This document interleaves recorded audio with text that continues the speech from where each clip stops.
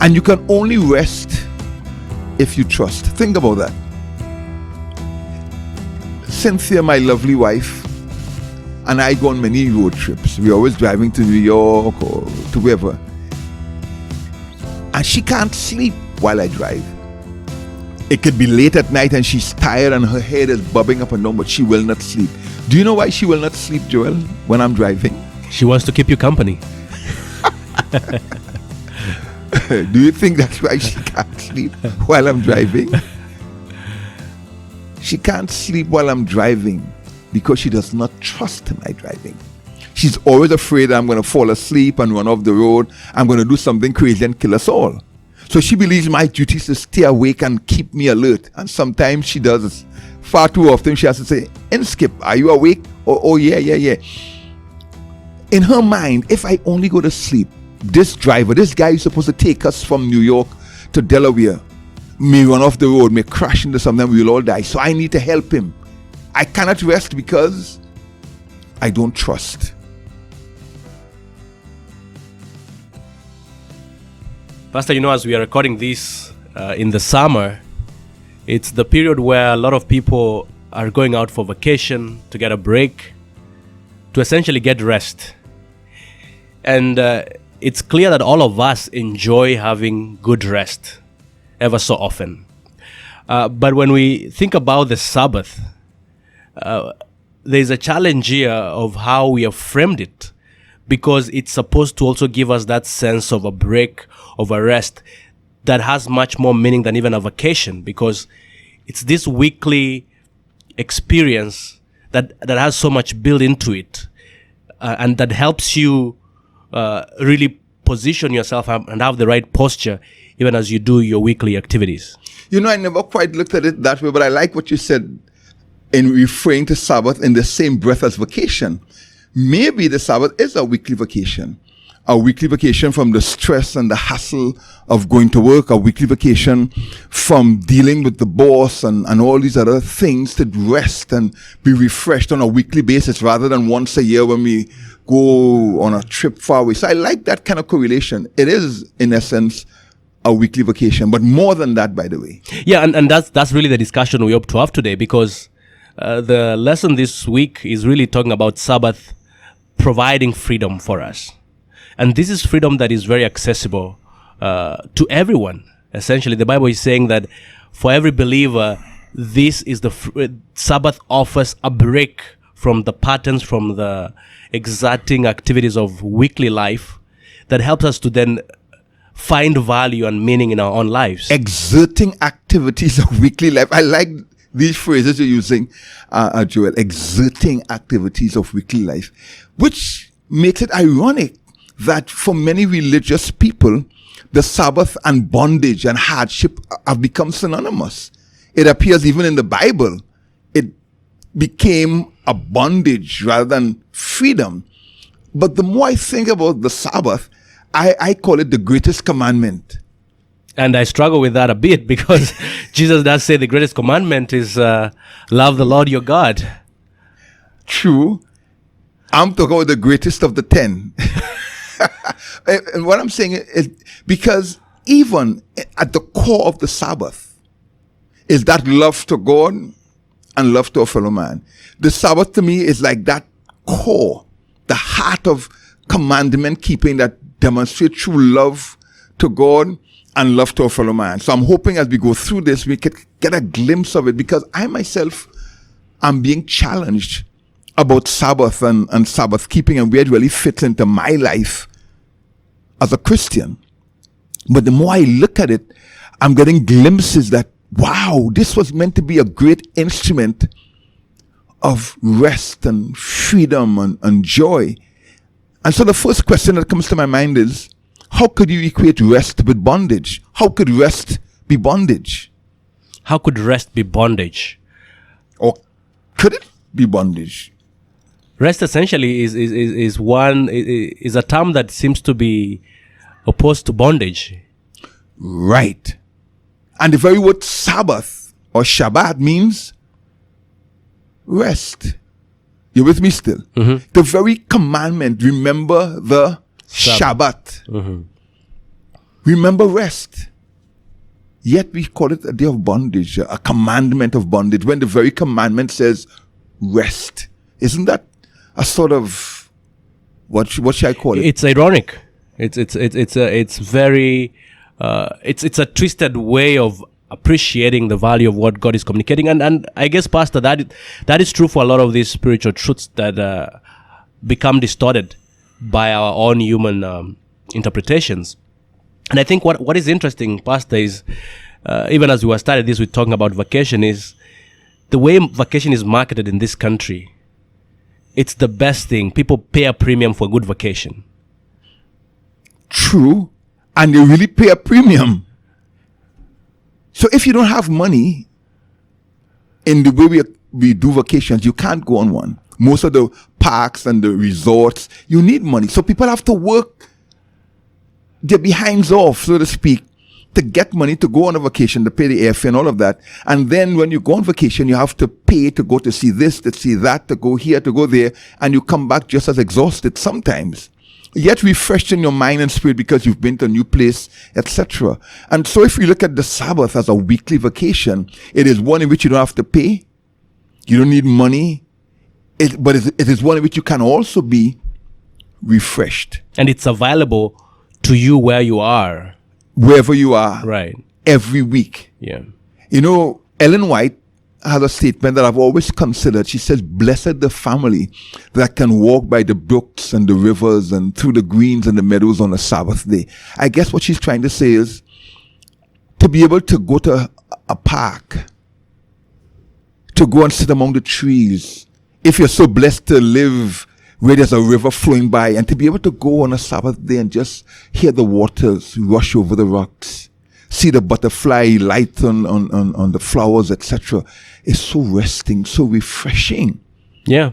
In fact, as I was thinking about what Sabbath means, Pastor, I think for me that the way I'm packaging the core components of Sabbath, it's really a period for us to rest, but also for us to reflect. And I think that's what you're speaking about from Ellen G. White's words, that it's a moment for us to sit back and take in what we miss on our daily routine, right? Yes. To really appreciate the blessings that exist in a world that in many ways is broken. Very much broken. And so let's look and see how the Sabbath issue started. We all know that after God created the world, the Bible says he then created the Sabbath. So the last of God's creation was actually the Sabbath, because the Bible says in 6 days he was finished with all his actual creating of things, and then he creates a sanctuary in time. So the week could have been 6 days long, in other words. Mm-hmm. Because Friday evening, after he created man, there was really nothing else to create. So then he creates a sanctuary in time. And the Bible says God saw everything he created and it was good, because he rested on that day, he blessed it and made it holy. I like that. And hopefully, Pastor, I'm sorry for that, for cutting you off, but a sanctuary in time, I think, is a very important statement. Because for us, when we conceptualize of a sanctuary, it's always about a place. It's physical. But also time can be sanctified. Yes. God did it. The first sanctuary built was time. A space in your mind, in your daily activities, dedicated to resting and communion and reflecting and enjoying the blessedness of being alive. So this gets carried and obscured, and we don't see anything again about the Sabbath until we come to Exodus. So from the time of Adam, there is no mention of Sabbath till we come to Exodus chapter 16. And many people see that absence as meaning it was no longer significant, that after that Eden mention, there was no more Sabbath. We don't want to go into the polemic of that right now, but simply acknowledge that after that first mention of Sabbath in Eden, when God created, there's no more mention until we come to Exodus 16. You may wonder, what do we see in Exodus 16? Will you mind reading for me, please, Joel? Exodus 16, 16 to 18. That reads, These are the Lord's instructions. Each household should gather as much as it needs. Pick up 2 quarts for each person in your tent, so that the people of Israel did as they were told. Some gathered a lot, some only a little. But when they measured it out, everyone had just enough. Those who gathered a lot had nothing left over. And those who gathered only a little had enough. Each family had just what it needed. Then Moses told them, "Do not keep any of it until morning." But some of them didn't listen and kept some of it until morning. But by then it was full of maggots and had a terrible smell. Moses was very angry with them. Do you know what we're talking about here? Yes, the manna. The manna. Why a manna test? No, think about it. God has just freed Israel from where? Bondage. From bondage in Egypt. They crossed the Red Sea and they're in the wilderness going to the promised land. They haven't even gotten to Mount Sinai yet to receive the Ten Commandments. Yet, God anticipates that reception or that giving of the Ten Commandments with a commandment. And the first commandment that God decides to give Israel in a practical way is which one? The Sabbath commandment. Why this manna test? Why this Sabbath commandment as the first of all the commandments given? I think, interestingly, in context... To an enslaved people, remember that? Yes, in context to an enslaved people, really, that's the point I was making. These are people who are coming from a place where they never knew what a rest looks like, what a break looks like. Pharaoh, even towards the end of their time in Egypt, made it even that much more taxing for them, and ensure that they worked their backs off relentlessly. And so Sabbath, again, the third part of even ours, think of it, is represent this resistance to that oppression. And that continuous grinding out a daily living of working and working with no sense of refreshment. How hard could it be? Could you find a commandment that was easier than this commandment? Think about it. Could God have given an easier commandment than this Sabbath manna commandment? No, it looks straightforward, fairly. Every morning, you get up, you go pick up manna, you eat it. And on Friday, you collect twice as much, so that on Saturday, you don't even have to get up and go look for it. How many people wouldn't like that today, Joel, to be able to stay in bed on a weekend and not have to get up to do anything? How many of us do not long for that? And yet, Israel found it hard to keep even that commandment. It says here in our reading that Moses got angry with them because they were still hoarding the manna during the week and having it rot and stink. And on Saturdays or Sabbath morning, they were still going out looking for manna.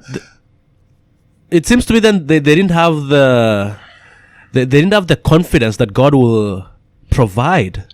Yes. What made that Sabbath commandment difficult for them, for the Jews, and even for us today, is the element of trust. Do I trust the one who says, I'm the driver, I'm going to take you, I'm going to provide for you?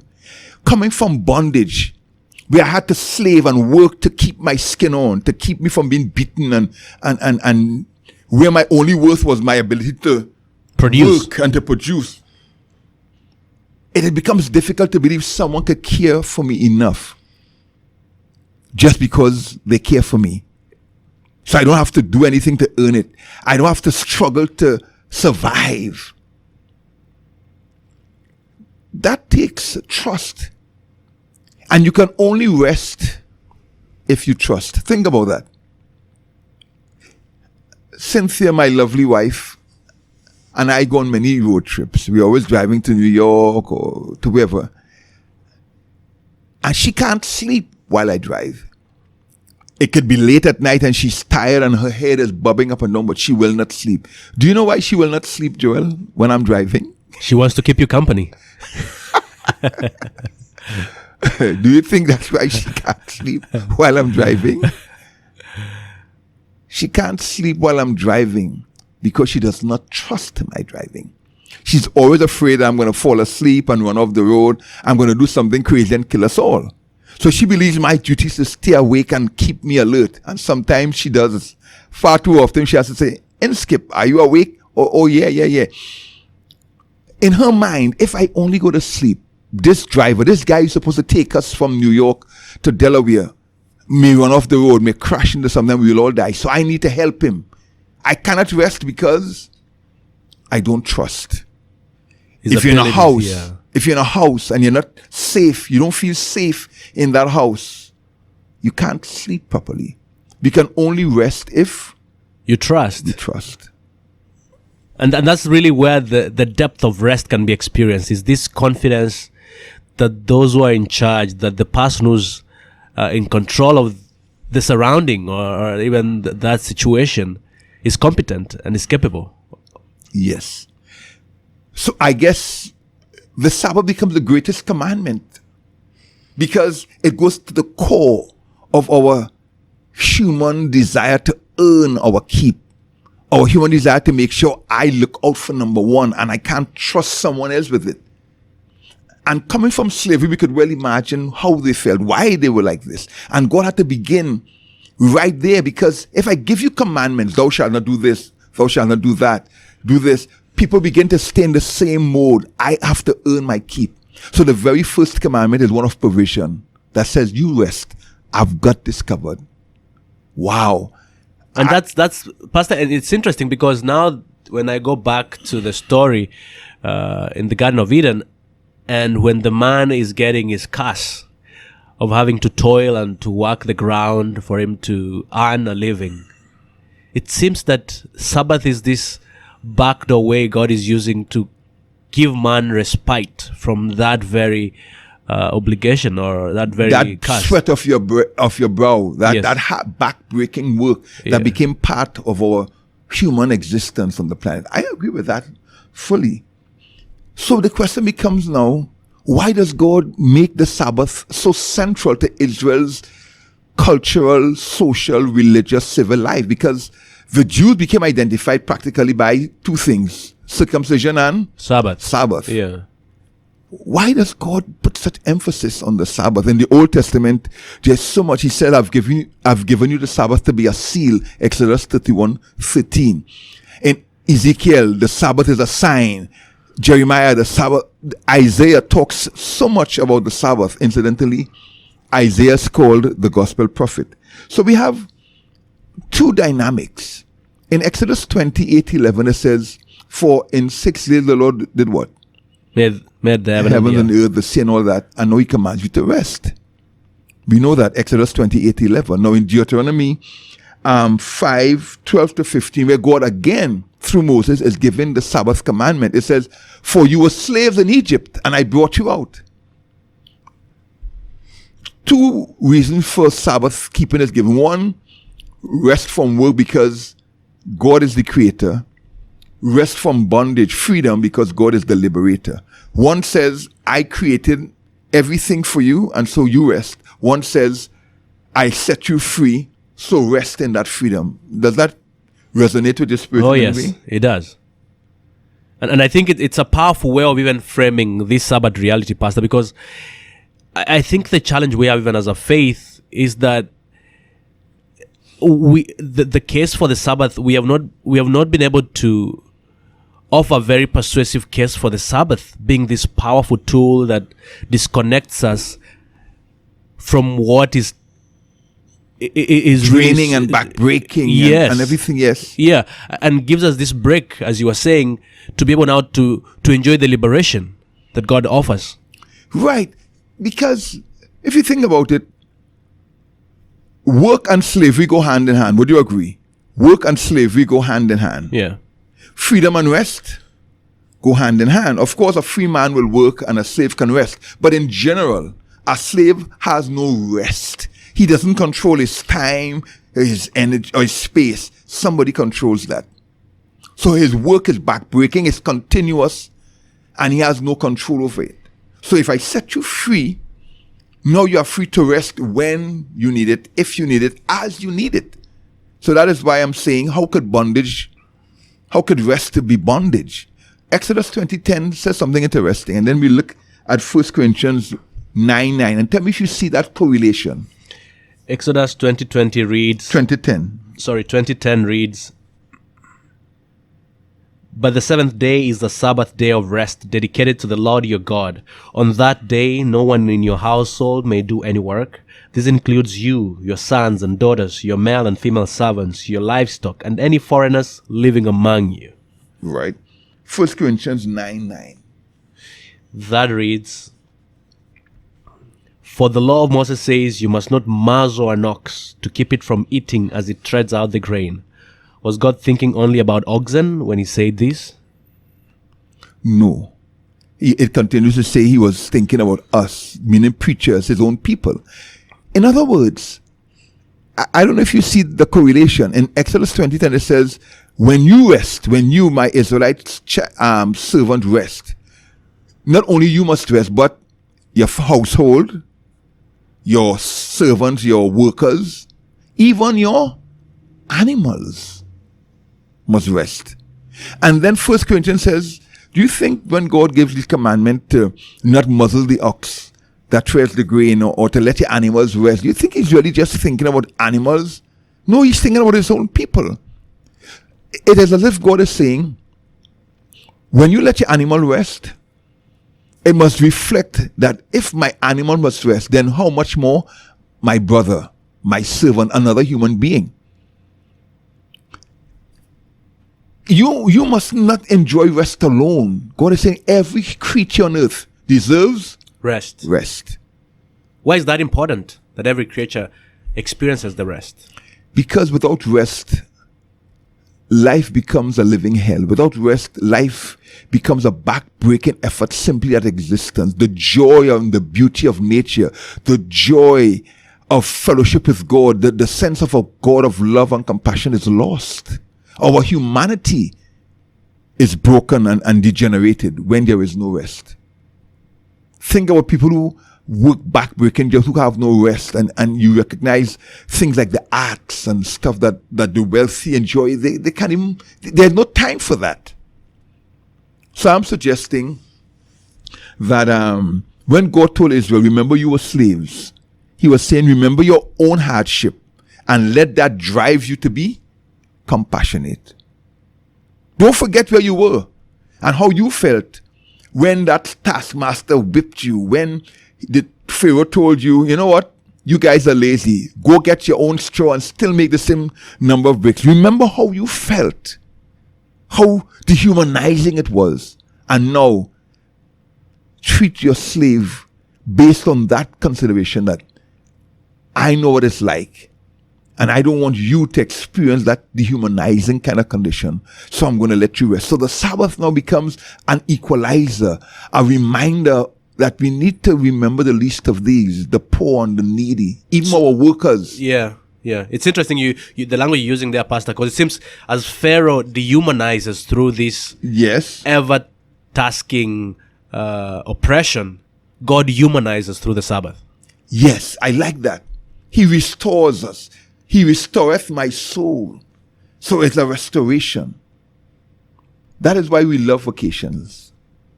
That's why we feel envious of those who can go on a cruise and they come back. Man, that cruise was something else, man. I ate everything and you say, wow, I would love a vacation.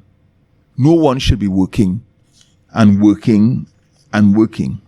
And so, in a real sense, the Sabbath becomes that equalizer. It reminds us of our common heritage as children of God, for in 6 days God created everything.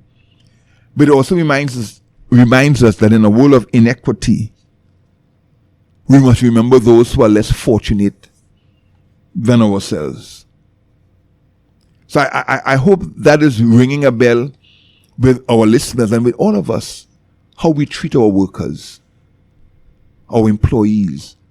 And that is why people love America in its own way, and with this 5-day work week, it's 40-hour work week and stuff, where we have our weekend. Thank God it's Friday. Yeah, you know, we love that. But there are other countries where people work almost every day, you know, where some people have no rest. We need to be more compassionate and remember the least of these. Why? Because God says that they are all my creatures. Even the animals must rest. So with that said, some people say, well, Jesus broke the Sabbath because the Sabbath was a bondage and a yoke. What do you think about that, Joel? Thinking about it, did Jesus break the Sabbath when he was on earth? Seeing that he seemed to break every rule about Sabbath keeping that existed when he was on earth? And I think that is always the challenge that remains with us. It's this, how do we keep Sabbath, right?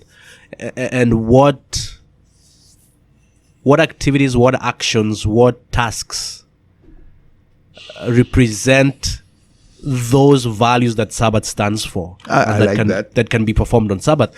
And so I think when you consider that bigger frame of what Sabbath stands for, Jesus did not break the Sabbath. But he did everything contrary to Sabbath keeping. Because Sabbath keeping is more... He walked long distance. He picked grains on the Sabbath. He healed the sick on the Sabbath. He just seemed to do everything contrary to Sabbath keeping. It's the how of Sabbath keeping, right? And I think that's where a lot of us get stuck. Because we are always trying to measure what actions should fit into Sabbath keeping.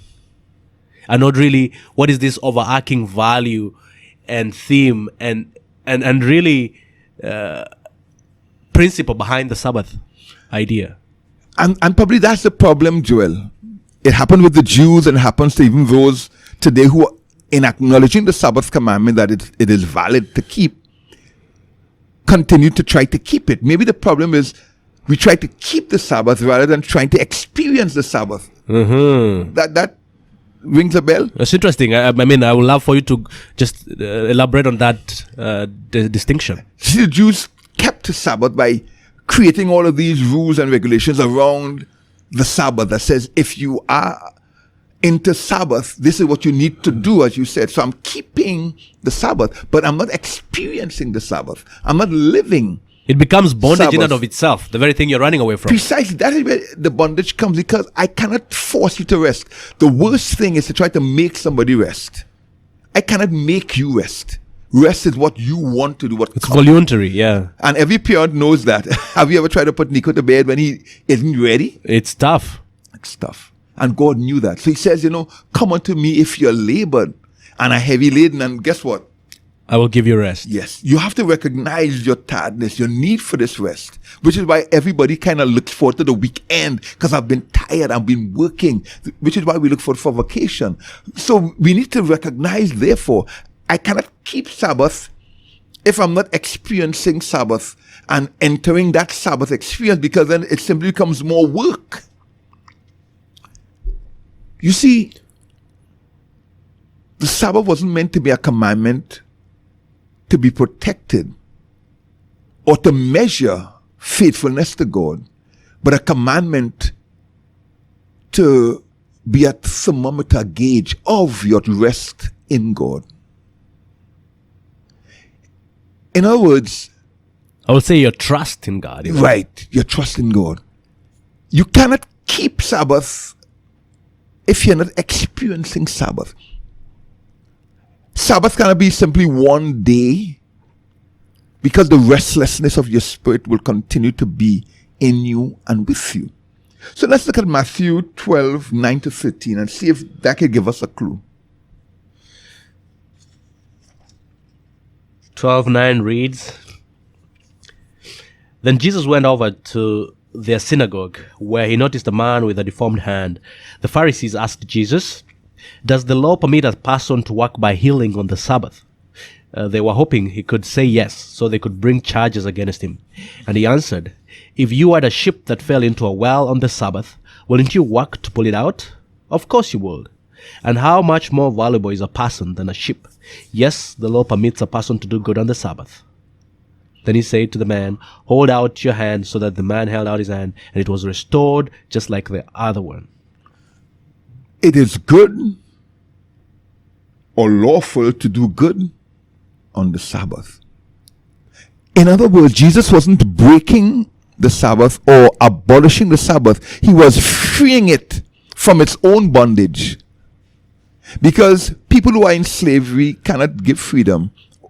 Or in other words, the freedom that the Sabbath was to represent, if you are in spiritual slavery, you could never experience it. Jesus came to free the Sabbath from the bondage it was placed in by men who were still in bondage to their religion, to their passions, to all the things that were in them, and they had to put these rules to kind of keep them in check. And Christ was saying, no. How could you have a man in your synagogue with a wounded hand, a broke, and you can't see this man's pain. Remember the woman who had the bent over back? It's also in Matthew chapter 12, when Jesus said, this is the daughter of Abraham, and he tell her, be straightened. So could you imagine this woman? Sabbath after Sabbath, she's going to the synagogue bent over, with his hunched back. And as the bend over, she listens to the message, etc. She goes home in this hunched way. So here's the Sabbath day. She comes to the synagogue, bent over, shackled by this disease again. And on that day, in the synagogue, while worshiping Yahweh, while worshiping God, she is set free. Her disease is gone. She can stand up straight and enjoy life. Could you imagine her the next Sabbath day groaning and moaning that it's a Sabbath day? Yes. She would groan and moan that it's Sabbath day after she experienced such a deliverance on the Sabbath. No, but in terms of just a struggle, but no, she will not mourn that it's a Sabbath day. It's a break for her. It would be a reminder. It would be a, hey, it was while I was here in the synagogue, I could see her testifying. It was while I was in synagogue on the Sabbath, I was set free. So every Sabbath day becomes a memorial of the freedom that she experienced. And all the Sabbath miracles, John chapter 9, the man who was born blind and Jesus set him free. Not only did he receive a sight, physical sight on that Sabbath day, he received spiritual sight and said, Jesus, I want to be your disciple. In all these Sabbath miracles, we see somebody who was in bondage to disease, to poverty, to some dehumanizing condition. Hear that word, dehumanizing condition, who receive their humanity back on the Sabbath. Jesus setting the Sabbath free from the bondage it was placed in by men and their rules. So when people say Jesus abolished the Sabbath, what they really mean is Jesus abolished Sabbath keeping as a set of rules of what to do and not do, so that people could experience the liberty and the freedom and the joyfulness and the restfulness that is represented. So he even said, if your animal fell in a hole on the Sabbath, which would represent bondage, which would represent imprisonment, discomfort, pain, bruises, he says, what would you do? I'd take it out of the hole. So Jesus says, don't you think a child of God needs to be taken out of that same hole of bondage to disease and poverty? In other words, Joel, I'm suggesting, and the more I have meditated on this, the more it resonates in my mind. The Sabbath was meant to free us from all dehumanizing conditions, including endless ripping and running, the rat race that most of us live in America and in the rest of the world today. Yeah. And Pastor, even as we draw to the end of this, there's also the element of what it's pointing us to. Right. Because Sabbath is this window that helps us see what God is preparing for us and what He desires for us ultimately. Again, another beautiful metaphor, the Sabbath becoming a window through which we could glimpse the better world. The world God had in mind, when there would be no upper class and lower class, no privileged class and underclass, no masters and slaves. It was that weekly window into that life.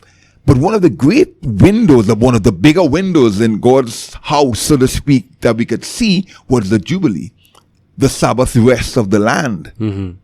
You know, there were ceremonial Sabbaths that occurred yearly, every 7 years, and then every 49th year, which was a Sabbath, when the land was returned to its rightful owner. Now, in the Sabbath, the land rested that year, that sabbatical year, because as a farmer, you get up, you go and you till, and then you reap, etc., and you have to pull the weeds and be very vigilant. And God said, I'm providing. Let the land rest too. Even the land needs to rest. And you will eat the bounties of the land. But you have to trust me. You have to trust that I know what I'm doing. I am not an skip who will fall asleep at the wheel and crash and burn. No. I am God. There's nothing too hard for me. I am the God who never sleeps. I'm the God who's always watching.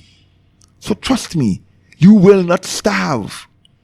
Even when you let the land rest, it will still produce, and you'll be eating from that even the following year while you plant the new crop. Let the land rest, because the land needs to be rejuvenated. I don't know if you are familiar with farming back in Africa, if your relatives farm, but you may have heard about cyclic farming, where you plant one crop this year and next year you plant a different crop in that same spot, so that whatever nutrients one plant takes out of the ground, another plant will not take out the same, but may return that. You even plant plants that are complementary. And there are times when people will just let the land rest. Because if you keep planting and sowing the land, do you know what happens to the ground? You completely exhausted, right? Yes. And it can't produce. And incidentally, that is what is happening today in America and in the West with agricultural farming. The land doesn't rest. So now we have to use chemicals to place into the ground what it would have had naturally, because we are not letting the ground rest. Do you know, for instance, when you buy an apple or an orange today, it does not possess the same amount of vitamins and antioxidants that an apple and orange 60 years ago would have produced, because now the land is exhausted. So the Jubilee and the sabbatical rest of the land, again, was a picture of God's provision, of a place where I didn't have to be slaving to survive, because God is taking care and providing, where even the land got a chance to be restored and refreshed. So I'm hoping that even as we continue to contemplate this question of the Sabbath, we will begin to look at it with new eyes, not as a commandment to keep, but as an experience to enter into, as the greatest commandment, because at the core of the Sabbath is my trust and love for God that says He will provide for me. At the core of the Sabbath is my recognition that you are my brother and I'm your brother. So I love you as my brother, and I will see you blessed as I myself have been blessed. And finally, Isaiah 58 is a beautiful place to look at Sabbath in its fullness, because Isaiah 58 talks about fasting. And God says, do you think my idea of religion is for you to fast and punish yourself and deprive yourself of food? No. Do you think I want you to be sad and burdened? No, I want you to smile and to be refreshed and to walk about with energy and joy. And also, he says, to take care of your brother, to give your bread to your brother, to help your brother enjoy a good life. And then he says, remember the Sabbath, and take your foot away from the Sabbath, and call the Sabbath a delight. So we see the Sabbath in the context of our common humanity and brotherhood. We see the Sabbath in the context of joy and rest, and not as bondage. So I hope even those who keep the Sabbath today will stop keeping Sabbath, but will start experiencing Sabbath.